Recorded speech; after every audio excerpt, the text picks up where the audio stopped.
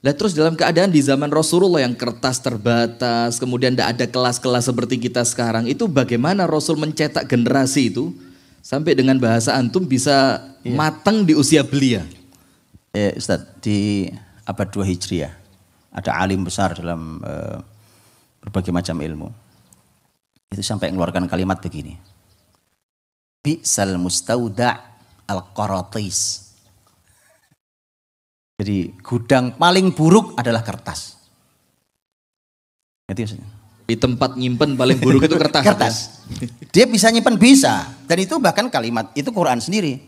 Quran ketika berfirman, makanya lihat, begitu surat Al-Alaq turun, itu selain Iqra yang artinya mata kita membaca, kita tulisan ataupun yang lain terserah ya.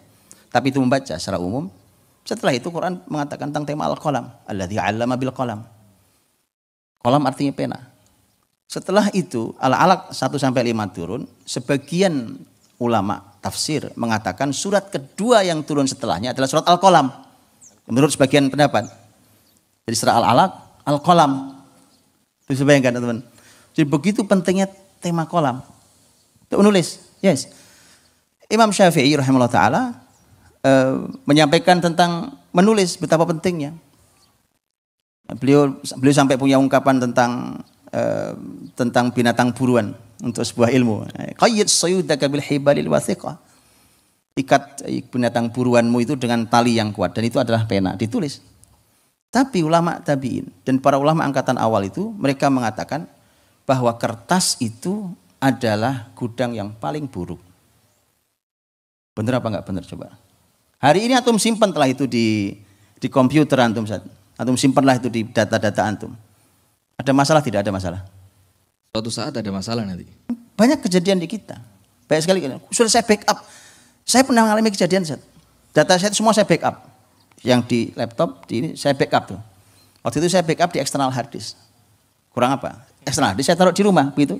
Kalau ada apa-apa dengan laptop saya, aman insyaallah. Antum tahu takdir Allah? External hard disk suatu hari saya bawa. Saya parkir di sebuah kampus Islam. Biasanya nggak pernah keluar itu. Nggak pernah Ustaz, nggak pernah. Itu hard disk saya bawa karena keperluan.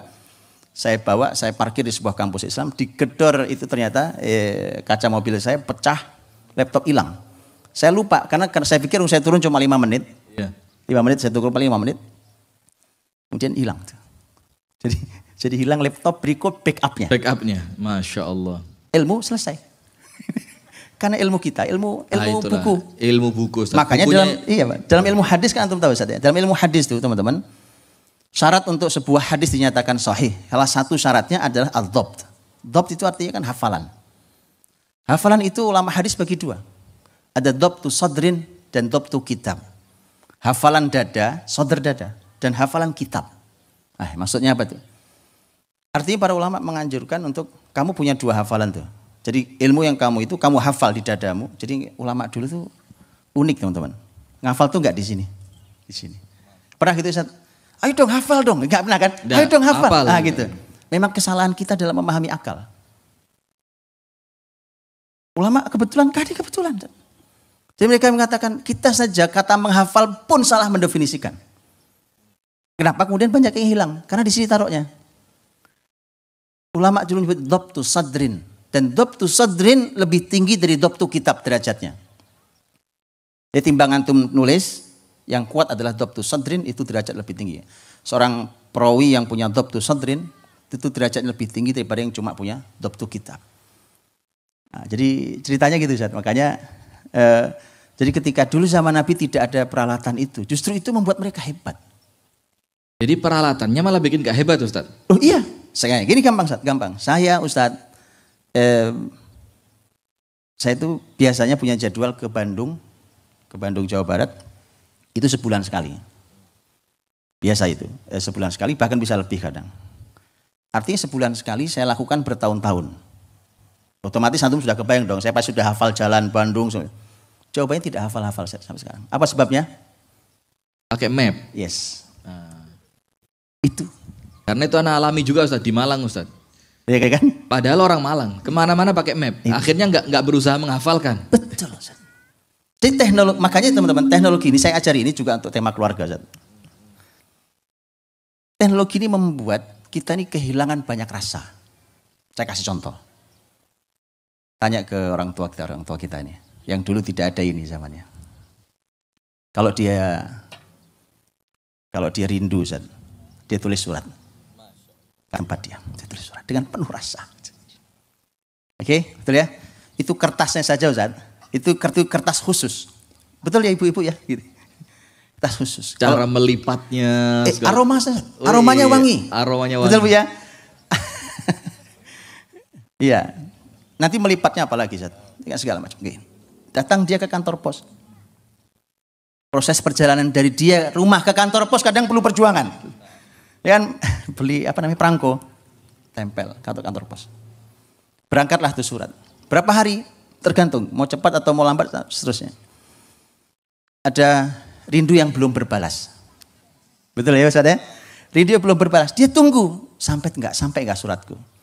Begitu sampai, yang di sana menjawab surat. Perlu waktu untuk nyampe ke kita. Jadi rentang waktu itu menghadirkan semua drama dan rasa yang sangat indah. Hari ini gara-gara lagi di mana ya? Video call. Antum, wallahi, saya kasihan sama anak muda-muda ini yang taunya HP. Wallahi, Ustaz, mereka kehilangan rasa. Saya itu sering banget, kalau istri saya suka nanya, sampai di mana, Bi? Saya bilang ya di bumi Allah.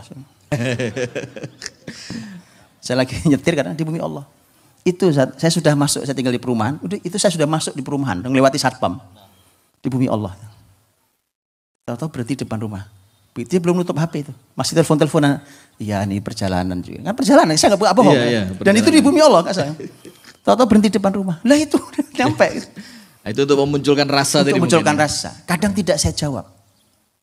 Itu indah. Loh, lihat nih Bang, ini bilang tidak indah, ini karena anak muda sekarang kasihan hidupnya. Pesan moralnya Ustaz, untuk para istri jangan banyak-banyak WA aja, jangan banyak-banyak video call gitu. Ini pesan moralnya di situ, supaya feel-nya dapat rasa tadi kan. Tapi antum tidak sedang bicara untuk diri sendiri kan? Enggak. Ini ibu-ibu lebih tahu lah Ustaz. Siap. Jadi peralatan ini teman-teman, dia hanya peralatan. Dia tidak boleh menghilangkan substansi. Hanya peralatan. Kita nggak boleh dikendalikan oleh peralatan ini. Peralatan ini kita yang kendalikan. Kalau dia sudah mulai mengendalikan rasa hati saya harus kendalikan dia. Saya matikan. Saya nggak jawab. Saya tidak kabari, saya nggak perlu kabari. Kenapa saya harus tiba-tiba saya punya kewajiban untuk semua ini? Betul Ustaz? Ya.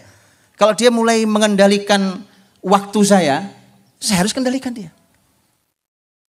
Atau mungkin gini Ustaz, justru alat-alat ini bikin kita ngalem gitu. Karena ada alat, akhirnya nggak seberapa berusaha keras. Tenanglah. Sementara di zaman dulu karena mereka tidak punya alat, mereka merasa saya kalau nggak hafal nggak bisa nih. Gitu. Nah, harusnya berarti, harusnya kalau kita merasa teknologi kita lebih canggih, lebih cepat, peristiwa di ujung bumi mana sedetik sekarang kita tahu, oke? Mestinya kita lebih alim daripada Imam Bukhari.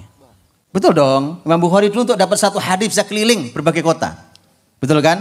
Kita tinggal enter cekrek. Tinggal send ketemu, googling ketemu. Pertanyaannya, lebih alim kita dari Imam Bukhari? Seujung kukunya enggak. Berarti kan ada yang salah. Ada yang salah ya. Ada yang salah. Gitu ya teman-teman. Jadi jangan saya peralatan semua pakai. Saya sangat melek dengan medsos. Sangat melek. Tapi saya bilang itu semua harus ada dalam kendali kita. Bukan mereka yang kendalikan kita. Nah begitu Allah.